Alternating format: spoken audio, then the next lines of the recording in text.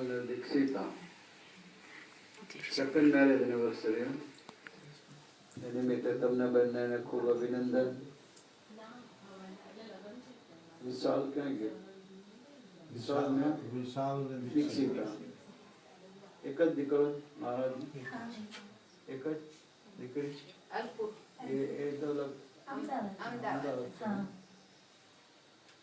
કલ્યાણ મહારાજ ના બાપુજી વખતનો સત્સંગ, વીરા કાકાની હાથ લકડી. કલ્યાણ મહારાજના બાપુજી એટલે સાતરાથી મળીને આપણા બધા કન્સ્ટ્રક્શનના કામોમાં કલર કામ માટે કલ્યાણ મહારાજને લઈ આવે. કલ્યાણ મહારાજ હોંશે હોંશે કામ કરતા. એ વારસો કલ્યાણ મહારાજના બાપુજીનો એ વારસો કલ્યાણ મહારાજે રાખ્યો. ના વિશાલને દીક્ષિતા છે. સારા ઘરે તું પરણીને આવી, પૂર્વની ભગવાનની કૃપા પાત્ર હોઈશ, સત્સંગીના ઘરે અને આવવાનું મળ્યું. કલ્યાણ મહારાજને સાવિત્રીબેનને બંને બહુ પ્રેમાળ છે, તને દીકરી તરીકે રાખે છે, એવી સેવા તું કરજે એમની પણ. હા, તું સેવા કરે એવું છે, કારણ કે એ વિશાલને પગે લાગી.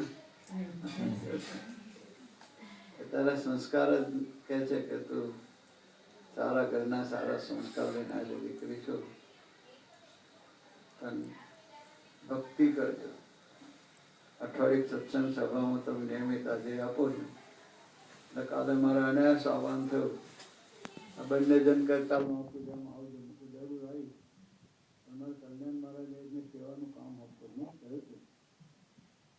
કહ્યું તમને કોને કહ્યું?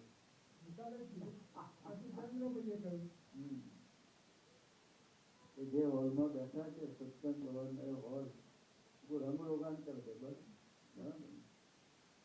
થોડા વઘારા આગા પડે ને આપણે જે સત્સંગ કરીએ, ભક્તિ કરીએ, આન પણ સારું હોય તો આનંદ આવે છે. અને રંગ રોગાન કરવાનું કામ કલ્યાણ મહારાજનું છે. ભગવાન આપણું રંગ રોગાન કરે. ભગવાનના કાર્યમાં તમે જો દિલથી ભક્તિ કરો તો ભગવાનની પ્રસન્નતા પ્રાપ્ત થાય. જીવનમાં ન ઓગળે એવા નકારાત્મક ભાવો આપણા ઓગળી જાય. અને માણસને સુખી કરવામાં જો કોઈ પણ આડું આવતું હોય, આનંદ મેળવવામાં કોઈ પણ આડું આવતું હોય, તો બહારની કોઈ વસ્તુને આડી નથી આવતી. અંદર રહેલો નકારાત્મક ભાવ, નેગેટિવ મેન્ટલ એટીટ્યુડ, એટલે બીજા ઉપર નો દોષ જોવાનો, બીજા ઉપર ઢોળી દેવાનું, આ બધા જે માણસના સ્વભાવ છે એને દુઃખી થાય. સ્વામિનારાયણ ભગવાન કે ભગવાન મળે, સંત મળે તો એની પાસે માગવાનો એક જ કે તમે રાજી થાવ એવા અમે બનીએ. કેવા? તમે રાજી થાવ બનીએ. ભગવાન રાજી થાય એવું આપણું જીવન બનીશું તો જગતની સમૃદ્ધિ, જગતના સુખ, જગતના ચીજ વસ્તુ પદાર્થ ભગવાન પાસે માગવાની પડે. તું તને મોટો કરવાનો, તને કપડા જોઈએ, તને લગ્ન કરવાનું, તે તારા પપ્પાને કહ્યું મારે લગ્ન કરવું, ત્યાં કઈ મારે ભણવું છે.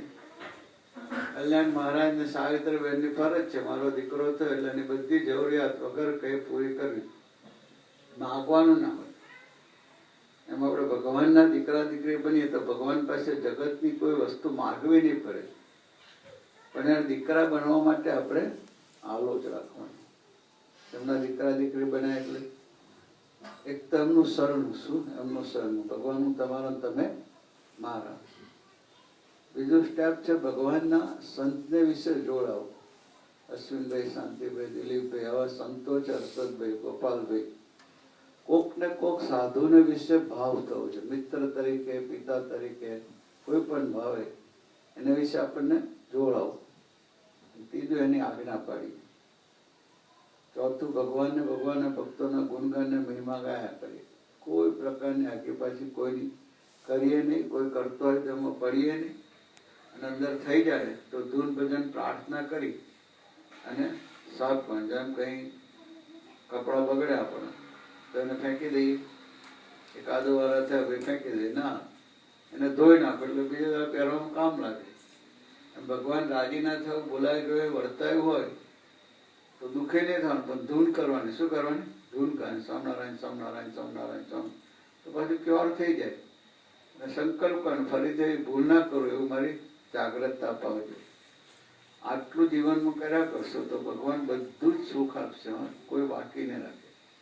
માગવું નહીં પડે, ધન શોધવું નહીં પડે, ભગવાન હમેથી આપશે. પણ સેવા કરજો. ભગવાનનો આશરો થયો તો 3 વસ્તુ ખાસ કથા વાર્તા. શું? રોજ બંને જણા એક વચનામૃત 10 વાણી વાતો વાંચવાનો નિયમ લો. કેટલું વચનામૃત છે? વાંચજો. બસ સમજ પડે કે ના પડે. એક વચનામૃત વાંચો અને 10 સ્વામીની વાતો. સ્વામી ભગવાને કહ્યું છે કે વચનામૃત એવો ગ્રંથ છે કે તમે વાંચશો તો એનો અર્થ અંદરથી સમજાતા છે. શું થાય? ના સમજાય તો ગોપાલભાઈ છે, દિલીપભાઈ છે, શાંતિભાઈ નાઈને પૂછું. વચનામૃત વાંચજો અને સ્વામીની વાતો વાંચો. 10 આટલું તમે જીવો. અને રોજ 11 માળા કરવાની. કેટલી? સ્વામિનારાયણ સ્વામિનારાયણ સ્વામિનારાયણ સ્વામિનારાયણ કરીને 11 માળા કરવાની. અને અઠવાડિયે સત્સંગ સભા નિયમિત જાવ છો ને? કાલે જ ગયા હતા. કામ બહુ હોય.